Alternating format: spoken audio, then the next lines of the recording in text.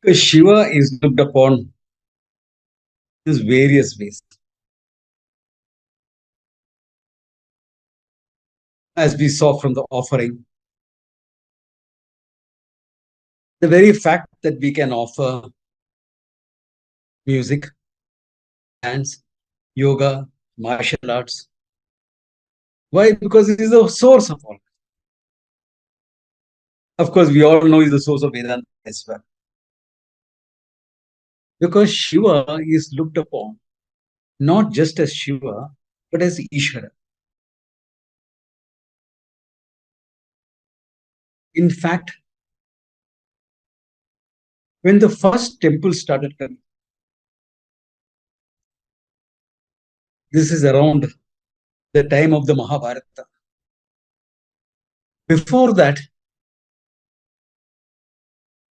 the all worship was Vedic in nature. The homas, yagas, there was no form, no murti for worship. So all worship was in the form of homa. Of course, Rudra was invoked, Shiva was invoked, Vishnu was invoked, Indra, Varna, Agni, of course. So they were invoked in the fire, through the fire, and also through the tantric forms drawn using rice powder, turmeric, kumkum, black till powder.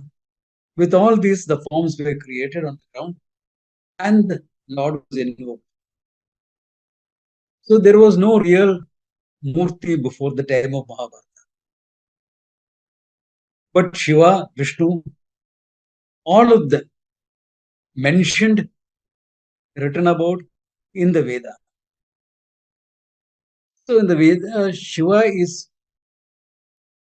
presented in various forms as Ishvara, Ekadasha Rudra. That's why we have the 11 chapters of the Rudram that we all chanted, the Namakam part. Namakam is all because you're surrendering. Namaha, Namaha. Chamakam is let it all come to me. And we have Ishvara. So in various dimensions, therefore, Rudra, etc. We also have Shiva presented as the pure consciousness.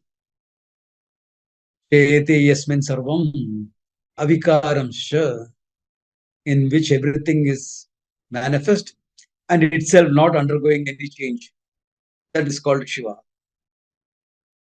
So in all this, Shiva is a consciousness, Shiva is Ishvara. And this Ishvara, when the first temple started coming in, was represented as a linga.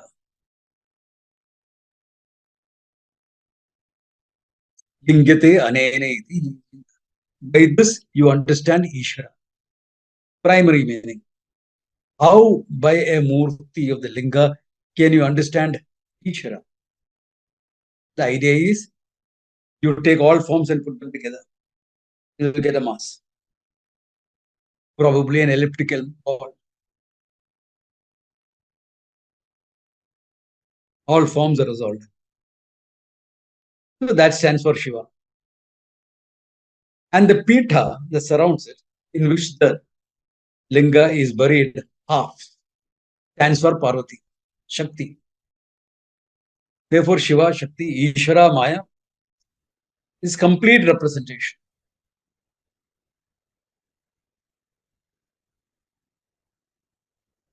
That's why very often we use the term Parameshwara for Shiva. Paramsha, so Ishwarascha. He's absolute, he's also Ishvara. So, knowledge is complete. In fact, there was no other form. Yes, modern literature highlights Shiva as the phallic symbol, etc. It is true, there is one small story, one small tiny aspect in the Puranas where it is presented as the phallic symbol. So what? What's the problem?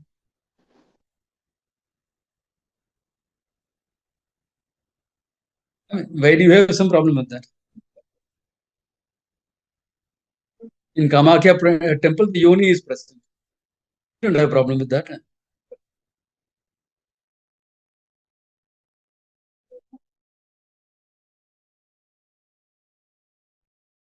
With Elizabethan prudery when it came into India, and the biblical concept of sin,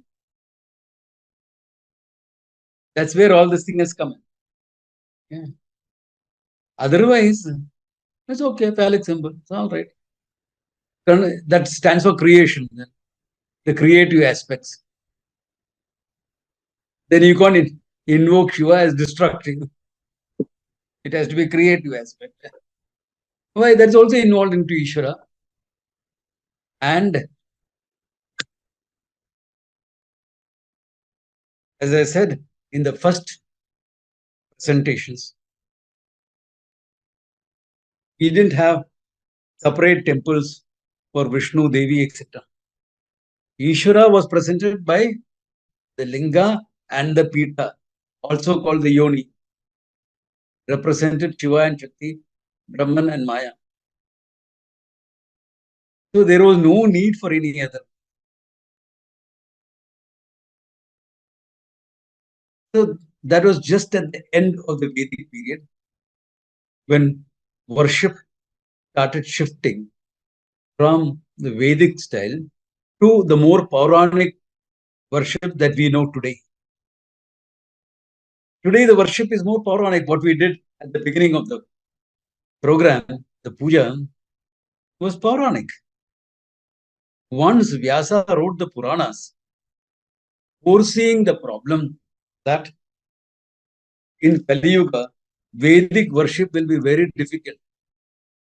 Therefore, there is need for alternate forms of worship using the same principles of the Vedic worship. All the Puranas were presented and the Puranic form of worship came about. So when you establish a temple, that's Puranic. So now what we have is in a temple, we'll have a Homakunda, where the Vedic worship is also done. And that Homakunda can be a permanent thing or a temporary. Like if you go to Shankaramatam, you'll find there is a permanent base there because they do a lot of homas. In some places, they don't do so much. Therefore, it is a temporary one, metal one that can be shifted around. Or you will create a Homakunda using bricks. And there are ways of doing it, of invoking, etc. So the first temple that came about around Mahabharata time. In fact, Bhishma in the Mahabharata is supposed to have set up a Shiva temple. Around that is the time when the worship of forms, murtis, started, where you invoked. There's a proper prana pratishtha, etc. There are ways of doing this. Tantrika, Vaidika, Lokachara, three main ways. When you press and you invoke. So the first form was Shiva, was Parameshwara, Ishvara himself, presented like that. Now, because the Puranas, 18 Puranas, so there are other deities also invoked. Now, in each Purana, like if you're doing Vishnu Purana, Vishnu is Ishvara, all others become deities. Shiva Purana, Shiva is Ishvara, all others become deities. Padma Purana, Devi is Ishvara, Ishwari, and others become deities. So the temples are also built that way.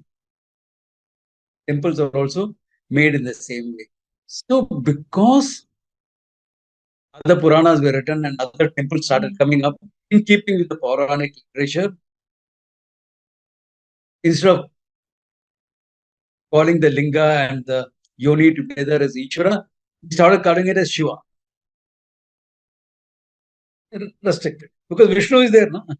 Vishnu is also Ishvara, Shiva is also Ishvara. Unless you are a hardcore Vaishnava, you will say, no, Vishnu is Bhagavan, not Vishnu, Ishvara. There are all the human problems I'm telling you. Human beings will take anything and make it a problem. They will make problems where problems don't exist. So because of that, we said, okay, this is Shiva, this is Vishnu, this is Devi, you had various things coming in.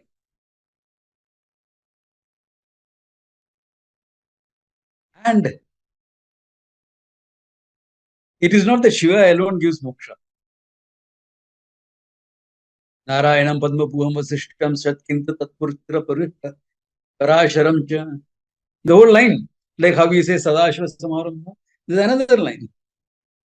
All of them meet in Vyasa and Shankara and flows down to us. Both the lines, if you notice, will meet in Vyasa and Shankara. Vyasa, Dhanam, Shankara. Narayanam Padmapuham Vasishtam Satkinta Tatpuritra Parasharam Cha. And Parasharasan Vyasa. This side also is the same thing. Shiva, that whole line will come to Vyasa. And Shankara, and then to all of us. Why? Because Vyasa was the one who codified the whole Vedas, analyzed the whole Vedas. So, naturally, will come to Vyasa. And Vyasa is the Sutrakara, Shankara is the Bhashyakara. Comes down. So, the parampara goes on. But since Shiva stands for destruction, and what type of destruction? As we heard Swami saying, Ahankara, avidya destruction. Ahankara can be destroyed only by destruction of avidya. Even then, a badita ahankara will continue. Thank God. Otherwise, there will be no teacher to teach. No wise person. Why? Moksha, ahankara gone, finished. Great collapses. Samadhi. But since that is not there, okay, only knowledge can destroy it. And that Shiva is highlighted as the destroyer. We invoke Shiva for moksha and all the ashrams.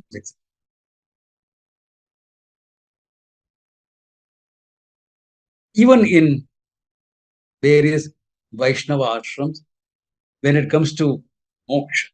Now, Vaishnava ashrams can be having a Dvaita Sampradaya or an Advaita Sampradaya. If there's an Advaita Sampradaya, then Shiva also will have a place there. Because the Akhadas are I'm not talking too much of Vedanta, but I'm giving you a background, general knowledge of a parampara. Because there are about 5 Shaiva Akhadas. Shaiva Akhadas means Advaita Akhadas. And there are about 6, 7 Vaishnava Akhadas, also known as Udasina Akhadas. Some of them are, most of them are Advaita schools. And there is one woman's Akhada. Okay? There is one woman's Akhada, only for women. Women are there in all the Akhadas, but there is one special Akhada only for women. So women also have a special place in the Akhada system. Okay? Yeah. Maybe in some Orthodox setups, women sannyasis are not highlighted. But in the Akhada system, it is there. As you see, there is a separate Akhadas. In fact, and a subsect of that is a Kinnara Akhada. As a subset, we have that also. Kinnara Akhada is people who are klibas, neither man nor woman. So if you look at it, all this invoke Shiva, all inclusive. All inclusive. Because it stands for moksha. Your sexual identity does not matter for moksha. You have to realize that identity is mithya and you are more than that. That identity is dependent on what you are and you are independent of that identity. So it doesn't really matter. as long as you're not too woke about it. Okay. Going into, them and this and that, all that. Like someone came and told me, Swami, you must refer to me as they. I'm plural. I said, eat breakfast for 3 people and show me, then I will call you. Simple. What you feel can be something. What you are is something else. Okay. You can feel anything. That's okay. That's perfectly. We'll accept your emotions and help you deal with them. You can feel anything. What's the problem of feeling? Come on. But your thinking has to be clear. That's important. Yeah. Thinking has to be rational, based on certain realities, which is there in the world. Functional realities and absolute realities. So Vedanta deals with both of them.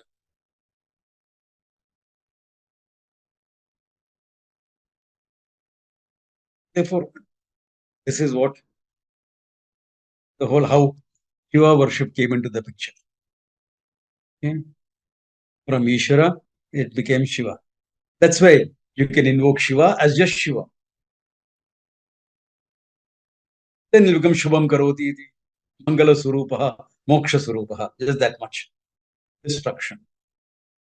Therefore, only for moksha. But Shiva has a dual nature.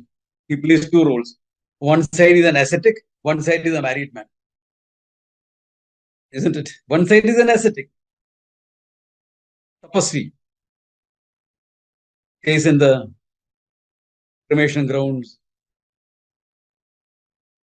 Very powerful meditations can happen in cremation grounds if you ever try it.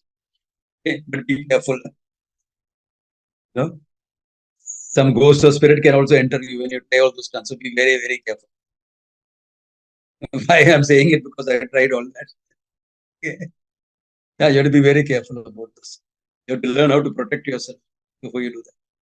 Therefore, one side always in samadhi, etc., meditation, ascetic. The other side, married person, Parvati is his wife, 2 kids, and has problems also as a parent. Elder son rebels and goes away and sits in Palani. So he's a married man also. So because of that, because of the second part, you also invoke Shiva for marriage, for wealth, for prosperity. Even though Shiva is mainly tapasvi, you also invoke him as this. Yeah. And Shivaratri, that's why some people present Shivaratri as a day of marriage between Shiva and Parvati. The other present him as a day he did the cosmic dance. So there are various stories. I'm sure all those stories have a validity. Because all of them are Puranic in nature, have a validity. In fact, there is a temple in the Himalayas where Shiva and Parvati are supposed to have got married. Close to Rudraprayag, Rujuki Narayan. Yeah. About 8 hours from our ashram. 8 hours drive from the ashram. So, how do you want to invoke him? Yeah. In fact, there is a Swayamvara mantra, which is invoking Shiva. Parvati with a garland in hand, approaching Shiva for marriage. That's the dhyana. And when you chant that mantra, I have given it to some of my students. Worked well. If anyone wants to get married, you can contact me in person, okay? And I'll give you that apart. That apart. Moksha, of course, Shiva is invoked. Same way for Vishnu.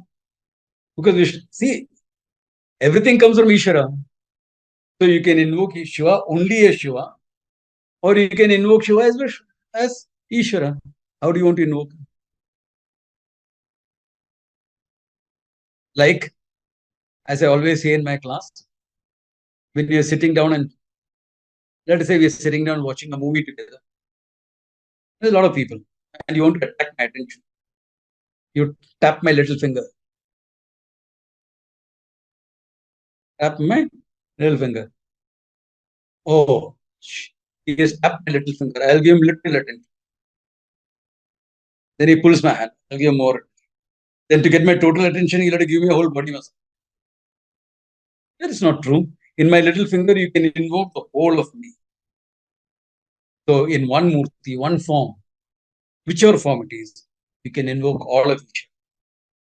Or when I go to a doctor and says, my little finger is a bit stiff, I can't bend it properly. Then you're looking only at the little finger, not the whole me. This is a deity.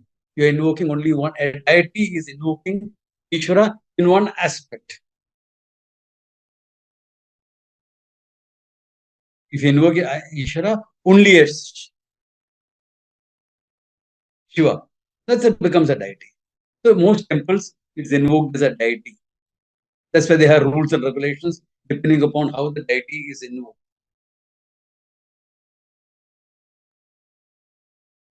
And very, very strange. The one who's presented as the destroyer in all traditions is considered the source of major art forms.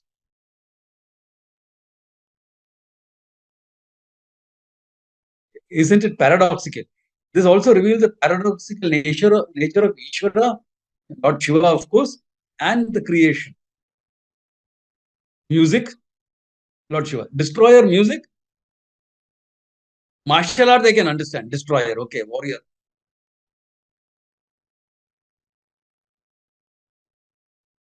Dance, yoga.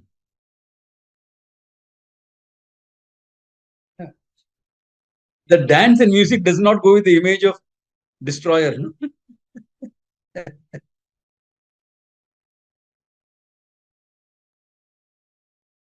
But warriors are good at dance. They have good footwork. They have good balance, and they can move well. So dance comes naturally. Jokes apart, that reveals the paradoxical nature. In fact, if you look at Shiva Mahimna Stotram, it says Amangalyam Shilam.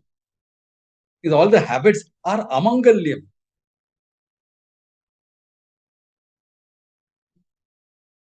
Banaras goes to the cremation ground. The vibhuti that is put by Shiva all over is all the ashes from the cremation ground. In fact, in Banaras, if you all have gone there and got this vibhuti packed home from the temple, remember, it is from the cremation ground. You know, one of my students, Sahaya Sahib, who had a great connection with Banaras, a South Indian Brahmin man wanted to visit Banaras. So he said, Sahaya Sahib, no problem. Then he said, ask Sahaya Sahib after the darshan, can I get some vibhuti? Ho jayega. He got some vibhuti also. Then Sahaya Sahib, he had his bath and all, came to the vibhuti. Very happy. Then Sahaya told him what the vibhuti is from, where it is from. He went and had a second bath. Typical Brahminical thinking. That habit is for that Brahminical conditions to go. You are looking for moksha. Drop those identities. Go beyond them. Go beyond them. Ever amangalyam shila. But Mangala Bhuvanam, Mangala Swarupam is nothing but auspiciousness. But what is the habit? Amangalyam. Amangalyam shila. Mangala Bhuvanam. When I first heard it, I just loved it. I said, what a great description. So you see, these are all the facets because this is the paradoxical nature of moksha. Your Swarupa. You're ever free, but you're thinking of bound. Ye kya baat hai? Yeah, you're never bound. But you're taking yourself a bound person. Then you seriously go to your guru. Pahimam, Trahimam. Oh Lord, save me. Lord must be having a good laugh. ये क्या बात हाय इंसान के भट भक्ति हाय अंदाज के बाहर खुद खुदा होकर बंदा नजर आते